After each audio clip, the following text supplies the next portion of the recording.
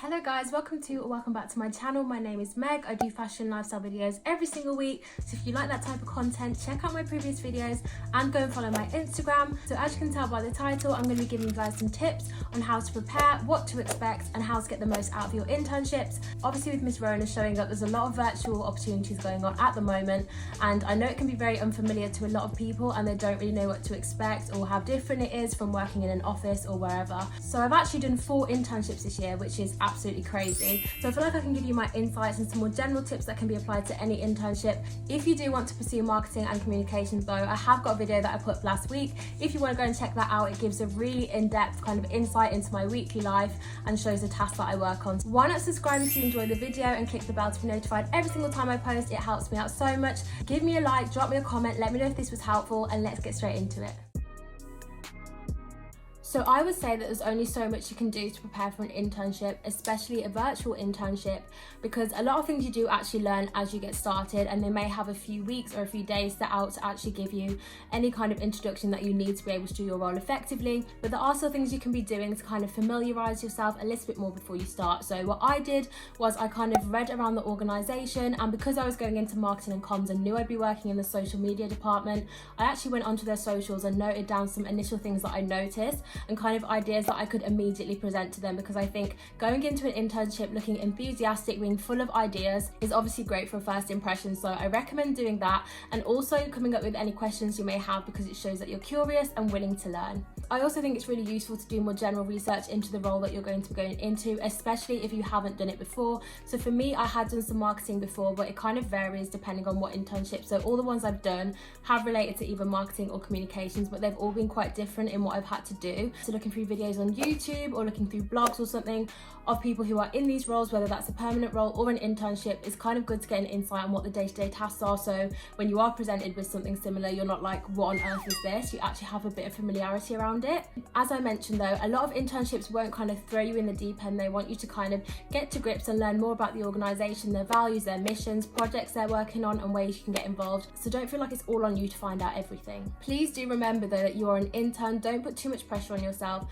Whilst it's great that the company are going to be benefiting and they do want you to kind of get results and work hard, you need to get stuff out of it as well. Don't feel like you have to be an expert right at the start or even right at the end. It's kind of more work experience that is paid. So it is a learning opportunity. You're not going to know how to do everything, but that's the whole purpose of it.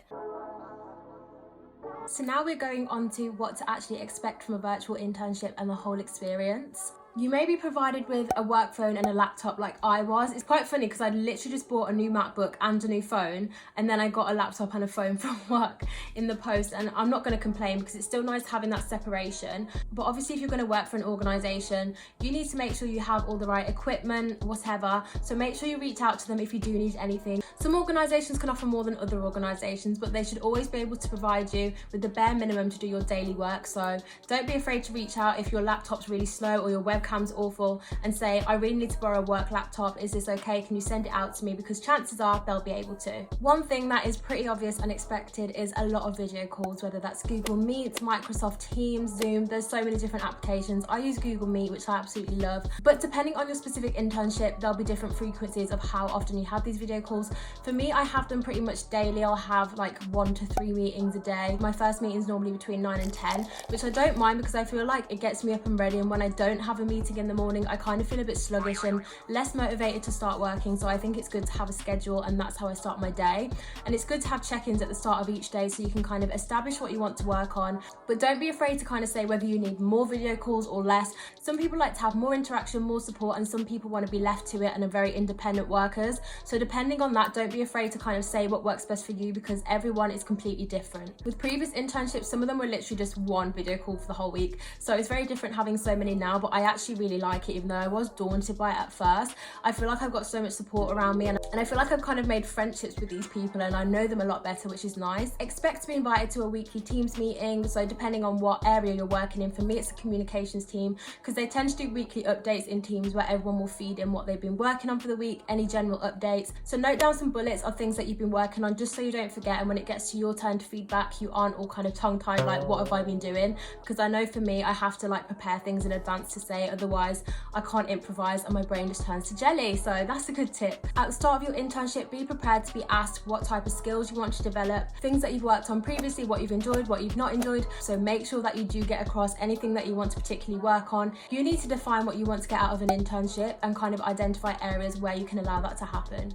Don't expect people to be checking on you all the time. It's not like being at school where the teacher kind of has their head over your shoulder seeing how you're getting on. I found from all my internships that you're kind of left to it, and often you'll have to reach out to people if you want help, because obviously they're busy getting on with their own things, but they are still there to support you as and when you need it. So if you are an independent learner, that's good news for you. They do literally let you get on with it, and like I said, you can decide how often you want to talk to these people and go ahead and reach out if you need help. Don't be afraid, that's what they're there for. Along with this independence, you can struggle with motivation and procrastination. I am going to give you some tips on how to prevent this, because I am the queen of procrastinating and having my own motivation. I'm so used to having people tell me what to do that it's quite hard when you're just left to it. So yeah, it's definitely been a struggle, but I'm getting better at it. Obviously everyone's hours vary, so mine is a full-time internship. I get paid a full-time salary, and I feel like truthfully there is a lot more flexibility and freedom with a virtual internship timetable compared to if you were working in an office. So don't feel afraid if you haven't done full-time work like I hadn't, and I was thinking, how am I going to do like 8 hours of work a day just sat on my laptop? I'm not used to it. I'm scared. What if I don't have the support I need? But I feel like most organizations won't be checking on you constantly, so as long as you get things done within the deadline, you're good. And for me, literally, like if I needed to go to town at like 3 p.m. before it shuts, I will go, come back, do a couple hours work in the evening. It's fine. Like some people actually work better in the evening, and I feel like you kind of can have that flexibility working from home. So these are all things that I've learned from my various internships to help me get the most out of them. So the first thing is to make sure that you plan your day at the start of each day, have a clear schedule, look at your deadlines, how to prioritize. You're so good for time management. And I actually use my smart planner, which I cannot rave about enough. So I have an overview of the big things happening in my week, and then I have the day-to-day breakdown of tasks, and then I can note down things I haven't completed and any extra notes, and it has been so helpful for organization. Also for motivation, it actually has some really cute quotes every single day to motivate you, which I think is absolutely amazing and such a cute touch. It even has a section allocated to finances, so because I'm on a salary and most internships are paid, not all but a lot of them, I can actually break down my monthly budget, which I find so helpful because I can just do everything within one book. I'm the type of person that has like slips of paper everywhere, but having one book for organization where you can just manage everything, work related, non-related, I can't recommend enough. I will leave the link in the description. These are from Amazon, and it also comes in this really cute box, so I feel like for a gift idea with Christmas coming up, you could definitely get someone one of these if they want to be more organized, they're starting a new job, or just in general to manage life. I can't recommend Smart Planner enough. Thank you so much to Smart Planner for gifting me this. I literally can't stop using it, and they also do it in a nice pink color and in a mint green, so go get your hands on it now. A big tip that I have that has helped me so much is to be open-minded. Luckily with this internship, they kind of prompted me to get involved in lots of different things, even things that I didn't initially think of, and the outcome has not been what I've expected. So I've actually enjoyed some of the internal comms tasks more than the external, and I didn't know much about internal comms before I joined, and now I feel like I've got this whole new insight. It's opened my career prospects, and I might go into something different in the future. So I definitely think you should go by the rule of you never know until you try. Something may seem like, oh, I don't want to do that, that's not my type of thing, but how will you know unless you try?